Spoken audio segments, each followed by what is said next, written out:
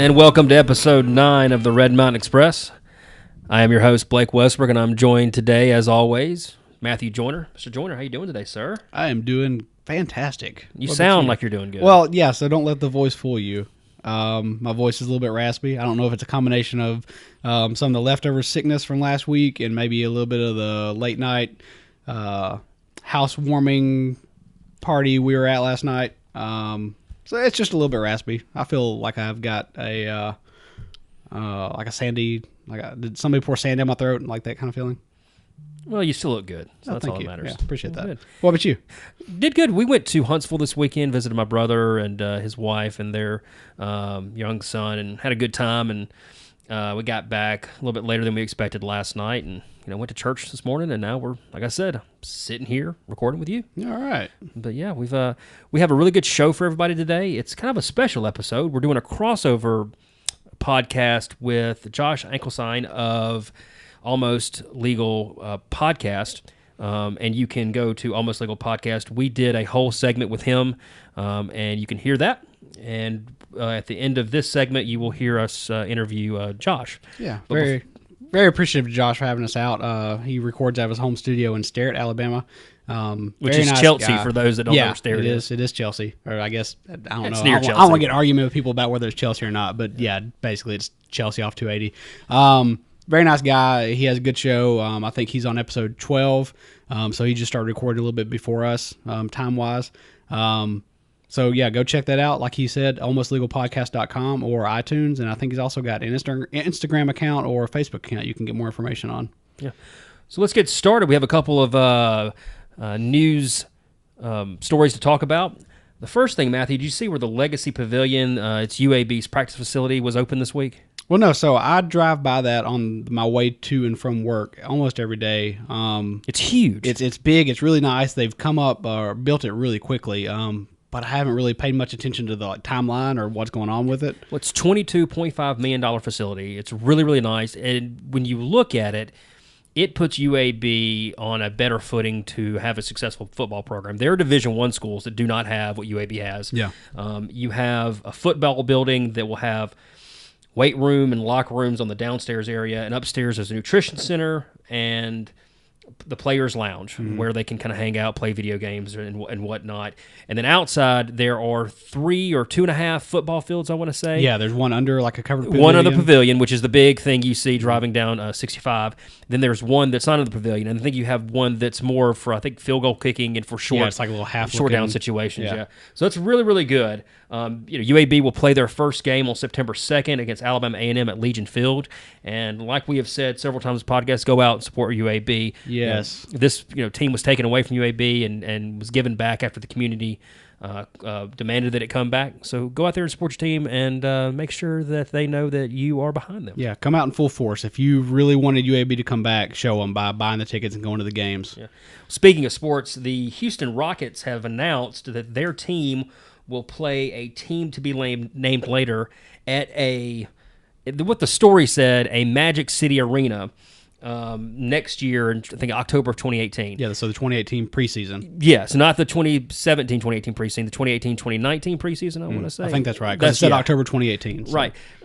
When I read the story, it didn't say an NBA team to be named later, so I wonder if this is going to be a practice game between UAB and the Rockets. That'd be cool. I mean, I think it would be really cool. The Georgia Bulldogs have done this several times between the Braves. Sometimes they'll play it down in Florida at the Braves training station, or sometimes they'll play at what was either Fulton County Stadium and then Turner Field and now SunTrust Park. So that's a positive thing. I mean, getting any pro team to come to Birmingham is a really good. Bring their fans in, they can come watch the game in Birmingham and spend some time and money down here. And plus, especially if it's UAB, if that conjecture is right, we're not saying it is, but if it's UAB, then that's cool. Let UAB get some practice in.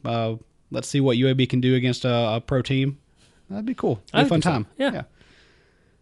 So coming up on August 22nd, we have the Birmingham city elections, mayoral elections, district elections, school board elections, whatever else is going to be on the ballot. So make sure if you haven't gotten registered yet, go register. You can do that online. You can do it in person. make sure you get that taken care of so that on the 22nd you can go out and fill your ballot out. That's very important. And by the time we release this podcast, either it is the night before Election Day or Election Day. So yeah, if you're driving to work right now and you live in the city of Birmingham and you're listening to this right now, if you don't have that I voted sticker, go get one. Yeah, if this is Tuesday morning, you're listening to us, you need to find time in your day to go take care of this. Yeah, do your civic duty. Yeah, go 100%. Vote. Yeah. Also coming up this week is the Sidewalk Film Festival, 19th annual. I think that's from the 22nd to the 27th. That's right. Yeah. So tell us about that. I know you can find more information at sidewalkfest.com. Yeah, it's a really good film festival. It's become, very well known in the film community. They're going to have films not only at the Alabama Theater and the Lyric, but of course at the Alabama School for Fine Arts, the Alabama Theater, the Birmingham Museum of Fine Arts, First Church, which is First Methodist downtown, the Red Mountain Theater, the Rushton Center at the McWayne Center, and then the Bowell Auditorium. So there's several places that you can be able to watch. And I also want to say they had Saturn on one of these too. Okay. Yeah. Have you been to Saturn? Yes, I've been to Saturn for 2 shows. Yeah, I saw a band play out there. It's in Avondale, so so check out the Sidewalk Film Festival. They have like a ton of films playing. Yeah. I think there's some films that are being re-released. Yeah, so, I'm sure. And you can buy passes, general passes at sidewalkfest.com. I think they get you pretty much like come and go access to whatever you want to do during the film fest. So go check that out. That'll be a good time. Yeah. The other thing coming up this week is the solar eclipse tomorrow. So I guess if you're listening to this now, the solar eclipse has probably already happened. But this is pretty cool. This is, I think we were talking about it earlier. I remember a partial eclipse when I was a kid. Yeah. What was that, like 94? Yeah, I was in 4th grade. I remember we watched it at my neighbor's house. Yeah. So that's really cool. This is, I think for our area, for Birmingham, it's going to be like 94% coverage. And there are different, I know there's a difference, but didn't you say it's like night and day between a 94 to 100%? Yeah. So I was talking to a friend about this last night, and in my mind, the difference between 94% and 100% doesn't seem like that big of a deal. But apparently he has read some stuff that says 94% is actually a pretty big difference from 100%. So if you're lucky enough to have gone a little bit further north to Tennessee or to North Carolina or somewhere in between there and see experience 100%, then let us know how that was. Link us to some videos or pictures or something on social media so we can see what that was like. My parents are driving as we are recording this right now to North Carolina to go view. That'll be cool. Yeah, but. Don't really want to drive that far north to watch this. It's like a once-in-a-lifetime event, so that's... No, it's not, though. Eclipses happen every couple years. How often do they happen, like, right here? Once in a lifetime. The last time it happened, and it came through Montgomery, where I was living at the time, and that was 94, and that was a partial. Well, yeah, it's still going to be partial in Alabama. Unless you go to Tennessee, though, which is not that far, or North Carolina, or... So anyway, what I'm saying is it's rare for people in this area. I'm going to find out where an eclipse is in 2 years, and if it's across the world, I'm flying there, and I'm like, see, it's more than once in a lifetime. Sure. It's rare for people in this area to have this opportunity to just drive to a neighboring state or city and be able to experience 100% total eclipse. So that's cool. You got your glasses ready? No, so trying to find glasses is next to impossible right now. They've apparently been bought in mass by everybody that can get their hands on them. And I have seen on Facebook and a few other places where people are reselling these at a very marked up value. I don't blame them. Take advantage of the situation, but I think I'll just have to... I bet you get a good price on them on Wednesday. Yeah, that'd be great. So if... I guess there's no reason to share this information since the solar eclipse will have already happened, but apparently it's going to happen between like noon and 3 p.m. with the height of it being at about 1:30 p.m. People are going to be commenting while we're saying this in their car going, it was terrible. Yeah. Sun didn't even do anything. Yeah. So that's great. So as Blake mentioned earlier, we recorded with Josh over at the Almost Legal podcast.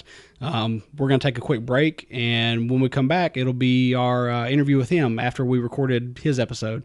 So stick around for that. Again, you can find more information about his show at almostlegalpodcast.com. And so, stick around. Beecham Woodworks is a locally owned and operated wood shop in Birmingham, Alabama, specializing in custom furniture and small home goods. Chris and K&M Beecham create a wide variety of unique pieces of all sizes, ranging from cutting boards to farmhouse tables. Using wood sourced from Alabama sawmills, Beecham Woodworks creates affordable quality pieces that will be a one-of-a-kind fixture for your home. So support your local woodworker and visit redmountainexpress.com/woodworks or check them out on their Facebook and Instagram accounts.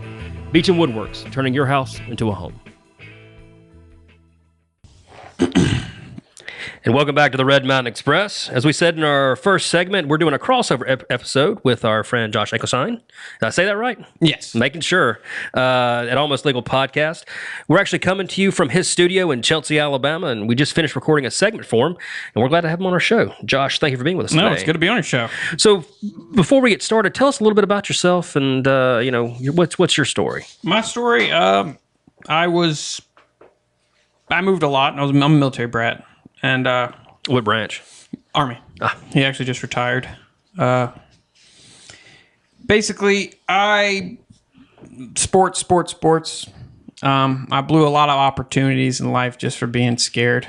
And so when it came to podcast, it literally, I don't know if you've seen the episode 9/11 with Joe Rogan, Alex Jones, and Eddie Bravo. No, I've heard about it. I haven't seen it. We were sitting in this garage, and I've always wanted to do a podcast. We were sitting in this garage right where we're sitting right now, drinking, just chat-chitting about that episode. And that's the day I decided, I was like, you know what? I'm going to do a podcast. I was sick of it. I turned down football, turned down baseball just because I was scared. So I was like, I'm not going to let this pass me by. I might be terrible at it. I don't care. I'm going to do it. So it was like full-throated from then on? Literally. And then that was maybe in May. Yeah, so you started just a little bit before us then. Yeah, I had one mic. I bought this table. Mm-hmm. Had one mic and a crappy little mixer, and no idea about audio. Just go with the flow at that point. I'm about to start a YouTube college. Seriously though, you can learn anything. You can brew beer. You can do When you started out, did you have an idea about what kind of theme you wanted, or what kind of general idea of the show? It's actually, I'm sure y'all probably might have ran into this.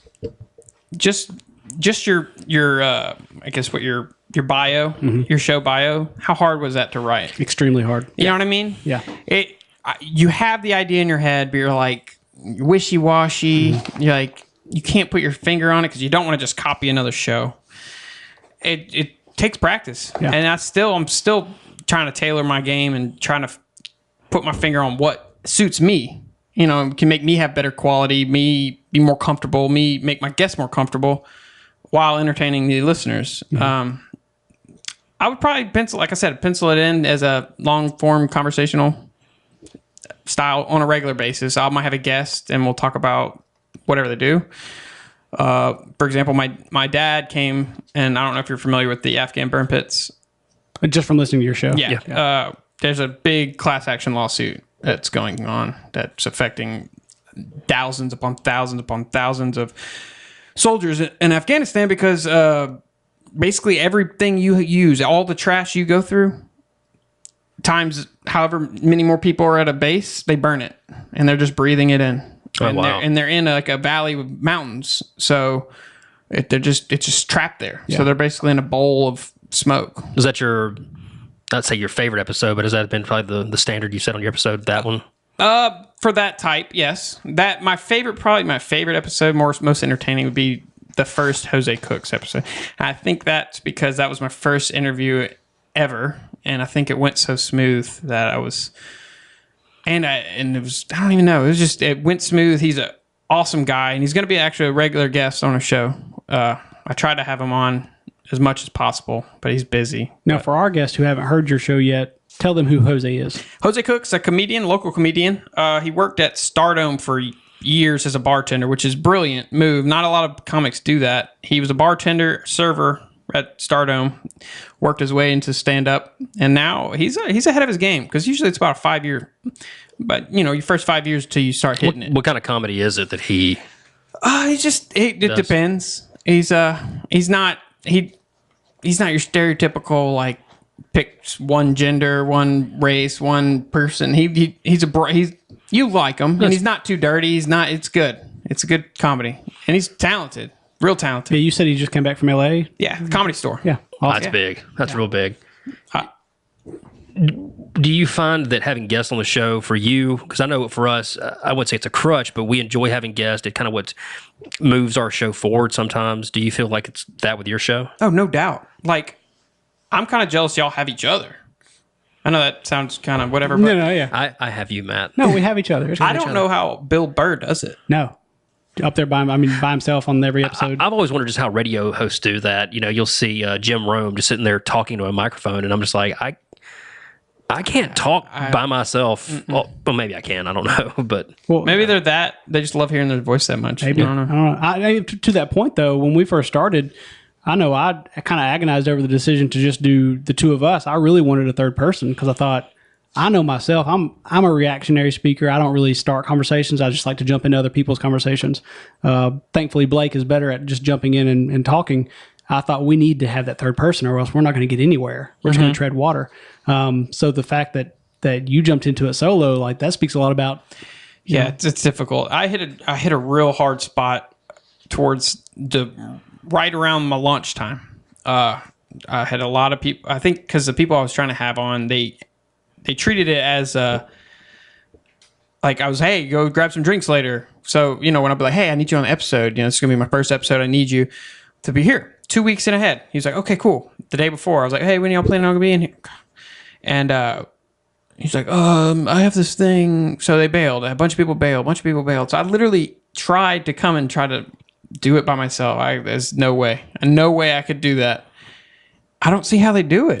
It's just too awkward. I'm going to go back to Jim Rome because I always think of him because he'll talk and then have these really long pauses. I'm like, is there something wrong with my radio? And then he'll start talking again, and it's just like he must. I'm guessing he has a script in front of him. There's no way he's just droning on for 30 minutes. Or he's having that conversation in his head. Those pauses of the other person talking. That could be, yeah. Talk about where do you see your show going? I mean, you started it, like you said, back in May. Is that right? And June 1st. June 1st. Okay. So what is the end game for this? Like, where do you see this podcast going? I don't really. Do you have a goal in mind? Goal is to just be the best I can be. I don't care about followers. I don't care about making money. Like, this is literally just a personal.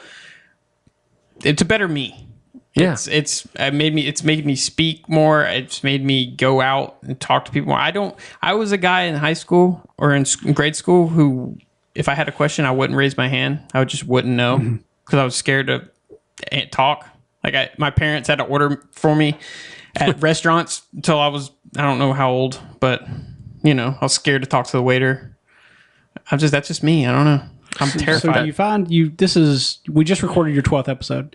Do you find that recording this podcast has changed that already, or that is still a work in progress? It's making me more comfortable. A lot of people, if you know me, no one believes that I'm shy.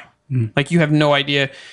I'm wild. I'm crazy, but I have bad social anxiety. If I'm in a situation I'm not comfortable with, and count me out. I'll be in the corner, posted up, chilling.